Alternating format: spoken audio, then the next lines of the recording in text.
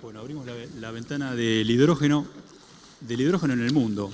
Para hablar de eso vamos a consultarlo a Kamal. No, yo solo, porque tengo que ir. Para que nos dé un panorama justamente sobre eso, el panorama del hidrógeno hoy en el mundo. Kamal.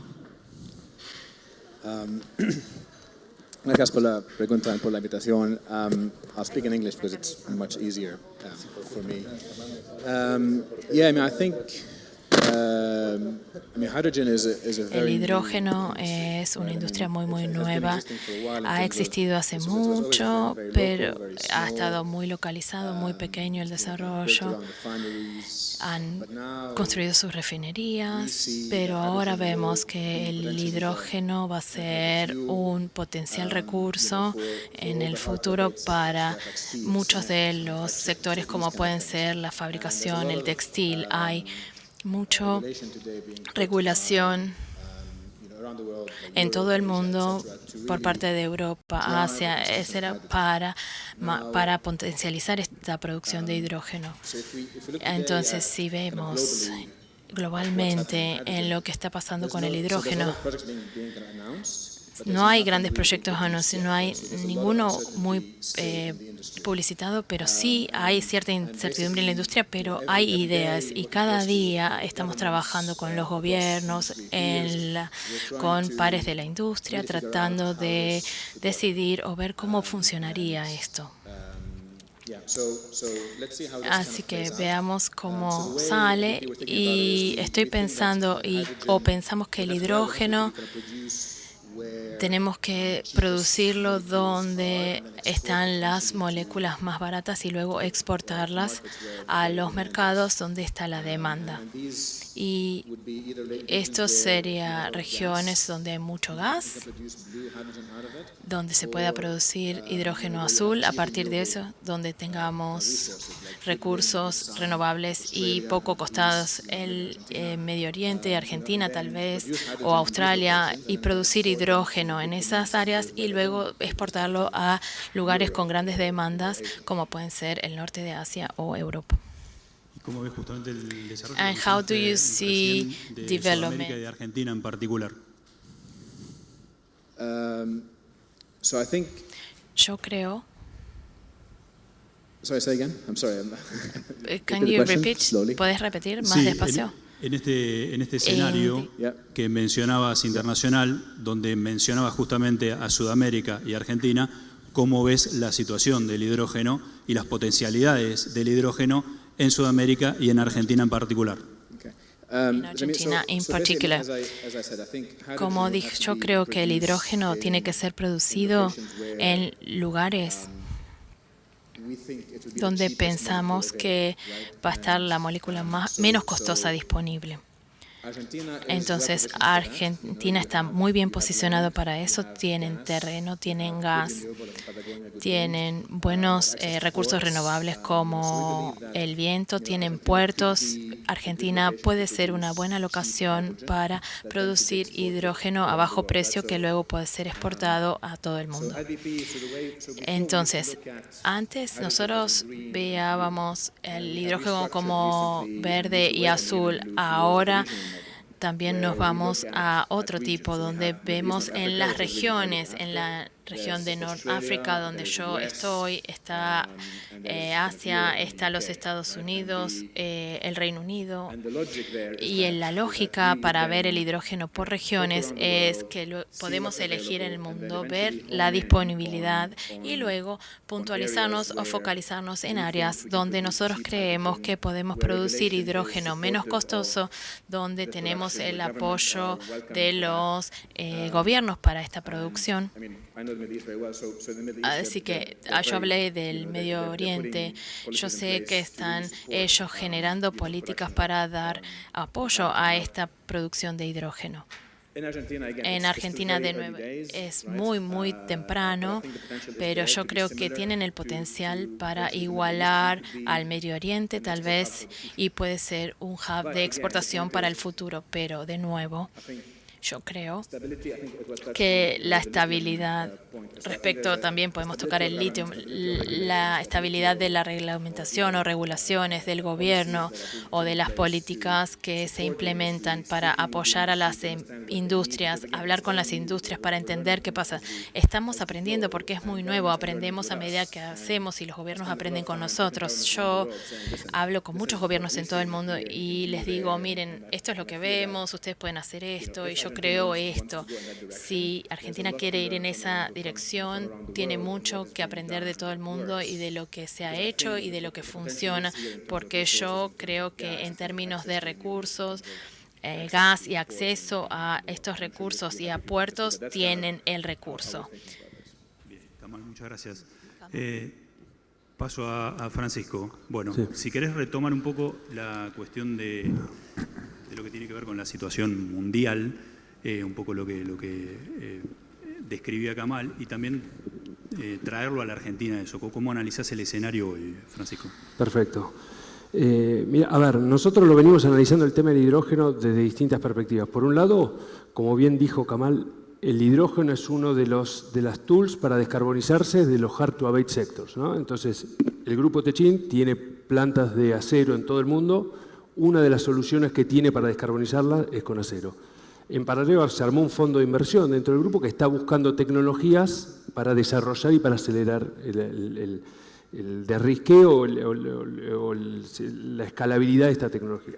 Entonces, a partir de ahí lo venimos estudiando y a ver, y lo que, por ahí volviendo al tema de hoy, ¿dónde se demanda el hidrógeno? El hidrógeno es una molécula que se viene utilizando hace muchísimos años.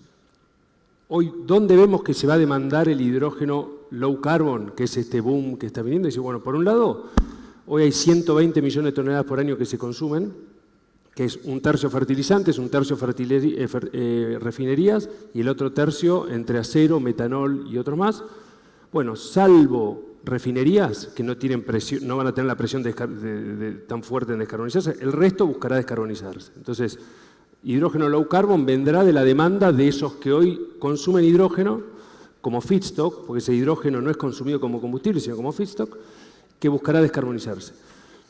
Pero si ese fuese todo el mercado, claramente no estaríamos hablando hoy de energía y del hidrógeno. Entonces, el boom de la nueva ola del hidrógeno es justamente para generar energía, lo que se llama hidrógeno as a fuel o hidrógeno también lo llaman building block, ¿no? Con el hidrógeno combustionarlo en los hard to abate sectors para reemplazar el gas natural, o el hidrógeno para, aunque suene loco futurista, volver a construir el hidrocarburo, es decir, tomo la molécula de hidrógeno, tomo el CO2 y vuelvo a armar el hidrocarburo para volverlo a quemar en un auto a combustión interna. Eso hoy lo vemos muy lejos. El hidrógeno as a fuel, claramente el que lo viene impulsando son países que no tienen gas natural, lo estamos viendo de Europa, aparte, o sea, ya lo ven impulsando antes, ahora lo vienen impulsando más todavía, países sin gas natural y países dispuestos a pagar un green premium para descarbonizarse, ¿no? Con los recursos para pagar un green premium. Entonces, la demanda que vemos hoy viene de ese lado, ¿no? Claramente Latinoamérica no está en ninguno de los dos casilleros, no tenemos ni la posibilidad para un green premium ni tenemos, y nos sobra gas natural. Después vamos o sea, entonces la demanda que vemos está dividida, digo, algunos usarán el amoníaco limpio para sus procesos, otros el hidrógeno para combustionar en los mismos hornos y otros SAF o otros e-fuels. Y si vamos a los costos de producción para entender la foto completa de Argentina y esto que mencionaba del gas natural y del costo de la energía eléctrica, hoy el costo del hidrógeno a partir de gas natural uno puede hacer con algunas reglas así simples, uno podría decir, sale 40 centavos por kilo por cada millón de BTU. Entonces, en Argentina, hoy Ricardo ha hablado de 3.3, vamos a decir, hoy el hidrógeno gris, el hidrógeno a partir del reformado de metano, recordemos que el hidrógeno proviene del metano, el que se usa, aproximadamente sale $1,50. Para transformarlo en azul hay que hacer la captura y el almacenamiento de CO2. El hidrógeno gris, como se lo llama, emite 10 kilos de CO2 por kilo de hidrógeno. a $100 el costo de captura, le agregamos $1. Llegamos a $2,5 el hidrógeno azul. Si queremos el hidrógeno verde, que es agarrar la molécula de agua y separar el hidrógeno del oxígeno, es muy intenso en energía. A ver, siendo optimista, hoy podemos decir que requiere 50 kWh por cada kilo de hidrógeno. ¿Es viable? ¿Cómo? ¿Es viable? A ver, si hacemos 50 kWh por $60 el megawatt hora, llegamos a la conclusión que solo de energía para producir hidrógeno verde requería $3 por kilo. A eso le agregas el costo electrolizador, el costo de los otros OPEX, $5 el kilo. Entonces, la foto hoy, en orden de magnitud, es $2,5 el hidrógeno azul, con un gas a $3 y pico millones de BTU, $5 por kilo el hidrógeno verde, y la complejidad que vemos de Argentina claramente es, bueno, hay que transportarlo. Hoy transportarlo, el hidrógeno tiene 1/3 del poder calorífico por unidad de volumen que el gas natural. Es decir, requiero 3 barcos para transportar lo que transportaba en uno, ¿no? Entonces, creo, o sea, eso lo vuelve costoso. Podemos hablar de $2 aproximadamente por kilo. Hoy se están desarrollando tecnologías para transportarlo, pero no es una molécula fácil de transportar el hidrógeno. Entonces, cuando uno hace las cuentas, decimos, bueno, a ver, ¿qué mercados tenemos como nosotros, como país, ¿no? Dijimos, el que quiere hidrógeno, la molécula de hidrógeno, si hago o sea, en definitiva, sumo todo, llegamos a $7 por kilo, en el mejor de los casos, hidrógeno verde. Para llevarlo a 1 millón de BTU hay que multiplicarlo por 7. Entonces, el costo de eso es $50 el millón de BTU. Que eso compara con, hoy estamos hablando de el gas natural, 10, 12, $15 a futuro. Entonces, claramente el Green Premium hoy es alto si lo queremos producir nosotros desde acá, esa molécula de hidrógeno. Va a ser diferente si lo produce el norte de África, si lo producen dentro de Europa, que de alguna manera se ahorran ese transporte. Pero sí creemos que, dado los recursos de Argentina, eólico, solar, gas natural, tenemos un rol fundamental en el resto de los hidrógenos, llamémoslo. No ese off-taker que quiere quemar hidrógeno para reemplazar gas natural, sino cuando se desarrolla la tecnología para producir e-fuels. Y bueno, el e-fuel es el costo del transporte, el costo de estar lejos de la demanda es bajo. Entonces, ahí creo que vamos a tener una oportunidad, o en transportar amoníaco, no los que quieren hoy descarbonizar su planta, pues ya tienen todo su equipamiento y van a ellos a producir el amoníaco in situ, a lo sumo almacenarán el CO2, pero toda planta nueva de metanol, planta nueva de amoníaco, ahí creo yo que, de vuelta, y volviendo al hecho de agregar valor acá, creo que la clave está en poder desarrollar una cadena donde se produzca hidrógeno, pero después se produzca amoníaco, metanol, e-fuel o lo que sea que la demanda requiera. Pero hoy tenemos un desafío en cuanto a que, como bien comentó, la industria está en pañales. O sea, cuando el gas natural estaba en pañales, nadie estaba pensando en exportarle mañana el LNG, porque estaba todavía queriendo producir el gas natural in situ y se estaba desarrollando. Acá está lo mismo. Europa está empezando a focalizarse en el hidrógeno y tiene todo el sentido, porque tiene mucho valor, seguridad energética, etcétera, etcétera. Pero desde acá, capturar esa demanda de Europa es complejo y más, que también volviendo al AIRA, Estados Unidos con el AIRA está incentivando $3 por kilo el hidrógeno verde. Es decir, esto que dijimos 7 más o menos, bueno, allá $3. Entonces, lógicamente, capturó toda inversión, toda capital que quiere un proyecto de hidrógeno verde, va a Estados Unidos apalancado por el AIRA, que puede sumarle los incentivos a las renovables, etcétera, etcétera. Entonces, por lejos, el lugar más competitivo hoy es Estados Unidos para hidrógeno verde y los otros, y hidrógeno azul también, y el norte, y después el que está cercano a la demanda, por ejemplo, el norte de África, que está muy cerca de Italia, que podría tranquilamente desarrollar ese mercado. Bien, diste un panorama muy amplio respecto al mundo, a las posibilidades de desarrollar eso, a los mercados posibles, la demanda y demás. Ahora, ¿qué habría que hacer desde el punto de vista de medidas concretas para ir hacia un desarrollo del hidrógeno en Argentina? A ver, para lanzar un desarrollo, ¿qué se necesita? Un off-taker, básicamente. Alguien que esté dispuesto a los costos actuales a firmar. Hoy es difícil de conseguir eso. Entonces, digo, hoy lo que creo que el camino que antes hablaron también con el caso para el caso del oil and gas, esto de sentar las bases para cuando esté listo. Acá lo mismo, digo, Antes era sentar la base para cuando la macro esté lista, acá es sentar la base para cuando la demanda esté, esa molécula de hidrógeno sea, digo, nosotros seamos competitivos en ese mercado, bueno, sentar las bases, ¿no? Entonces, este proyecto de ley, digo, son todos cimientos que para cuando las renovables que hoy están 60 estén en $20 el megawatt hora o estén en un precio que las haga estar, y no es cuestión de Argentina, es cuestión del mundo, ahí creo que vamos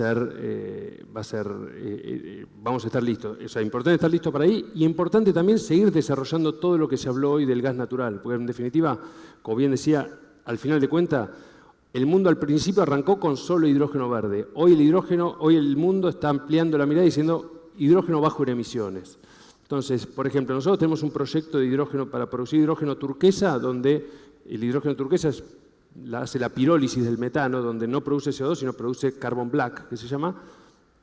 Pero nuestra tesis es, vamos a exportar el LNG y en Europa vas a producir la molécula esa de hidrógeno. ¿Por qué? Porque al final de cuentas el gas natural es un carrier espectacular, tecnología ya desarrollada, y al final el último metro lo hago transportando hidrógeno. Entonces creo que seguir desarrollando la infraestructura y los cimientos, proyectos de ley del LNG, etcétera, etcétera, ayuda también a estar preparados cuando esté más maduro el mercado del mundo del hidrógeno. Bien. Nos quedan pocos minutos. Kamal, ¿querrías aportar algo más a lo que dijo Francisco? Yeah, I mean, I think Francisco made a very good point around, you need an off-taker. So if you want to do any project in hydrogen, you need someone to buy it from you on the other side. Ustedes necesitan tener el proyecto y alguien que compre del otro. Y hoy es muy difícil de tener a alguien que se comprometa a comprar esa inversión porque ustedes no saben el precio, no saben cuánto van a necesitar, cuánto van a poder pagar, cuánto van a necesitar, cuánto puedo pagar de esa necesidad. Entonces es como un círculo. Y sí, la IRA ha cambiado muchas porque antes de que existieran estas reglas, después de estos, ahora Estados Unidos es un gran jugador en el mundo y entonces cuánto va a durar y cuánto impacto va a tener en el mundo, nadie sabe. Yo creo que Asia está jugando está haciendo una buena jugada. Dice, acá estamos sin precios, pero están haciendo una jugada inteligente. Podemos hacer esto y podemos financiar los desarrollos, pero el punto como industria es cuáles son los puntos dulces o los puntos productivos, cuánto podemos avanzar sin trabarnos. Si todo se desvanece, no avanzamos demasiado o no pagamos un costo muy caro. Y hasta dónde podemos avanzar para estar preparados para cuando la oportunidad llegue. Así que yo creo que la clave es esa. Cuando los gobiernos van a poder entrar en esta conversación y empezar a participar. No se preocupen, pueden empezar a invertir o a estudiar, pero en realidad pueden salirse cuando quieran porque la incertidumbre es real aún en este mercado. También en cuanto al tema del storage de CO2, que hoy lo mencionó la ministra más temprano, ese es un tema también que hoy el storage de CO2 es un issue. Acá en pocos lugares del mundo está regulado y en Estados Unidos, que es pionero, el CO2 generalmente se usaba para recuperación, para aumentar la recuperación de petróleo. Hoy se está buscando almacenaje permanente. Regular esto lleva su tiempo. Estados Unidos, los primeros proyectos, tiempo de aprobación 6-7 años. Entonces ahí es algo donde tenemos que sentar la base porque cuando esté la demanda, si queremos hacer hidrógeno azul, tenemos que almacenarlo bajo tierra y si no están las reglas no lo vamos a poder hacer. Entonces, Bien, Francisco, muchas gracias. Muchas gracias, Kamal, que nos dieron un panorama muy interesante sobre el hidrógeno en el mundo, en la Argentina y vinculando un poco las dos cosas. Martín, ¿vos querías aportar algo? Tenemos un minuto, si querés, sobre esto. Creo que es muy bueno hacer estos paneles y estas discusiones para mirar más allá. Yo hace 5 años era un petrolero más y hoy desde el otro lado siento identificación con la industria, esta necesidad de seguir creciendo en incorporar nuevas tecnologías a lo que estamos haciendo. Me parece que es importantísima la iniciativa. Bien. Martín, muchas gracias. Francisco, muchas gracias. Kamal, muchas gracias. Un aplauso para ellos.